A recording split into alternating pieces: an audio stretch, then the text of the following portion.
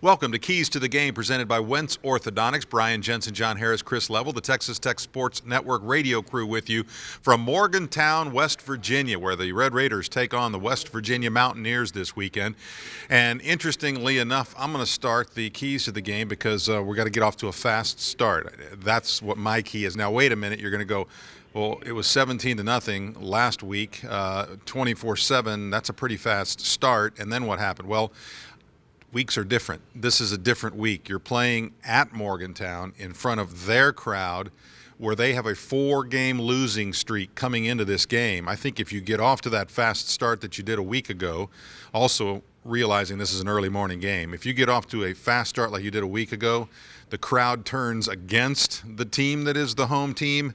They start to get a little deflated, and all of a sudden the rest of the game feeds to your liking, I think, a little bit more than it did a week ago. That's my theory. I'm sticking with it. And you know what? What you just described is what you saw here 2 years ago. Yep. Exactly to a T. My key would be not to hear John Denver singing Country Roads at the end of the game. How about that? Because that means obviously West Virginia would have won. But, you know, to me, it's about I think West Virginia runs the ball well. This is their identity. But they also set it up, you know, the big play via the pass with the run game. And they missed a lot of those opportunities in Fort Worth in their last game, just simply dropped.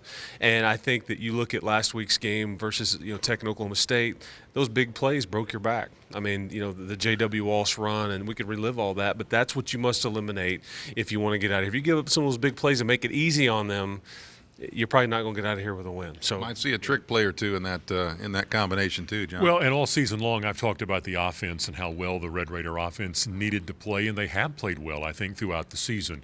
Even last week in an effort where you score more than 50 points in the great start that you talked about. I think the key to winning for the Red Raiders is playing defense. I mean, you did some good things early in the game against Oklahoma State. Right after halftime, you played well again, but I think that's got to be extended. Do they run the ball well? Yes, West Virginia does. Can they set up the pass, as Chris mentioned, with their running game? Yes, but I think you need your best defensive effort of the season. I think if you can get off to the good start on offense and you can stretch that defensive play out over the course of the ball game, just play well enough to stop them a few times, give your offense a chance. It's what David Gibbs has preached.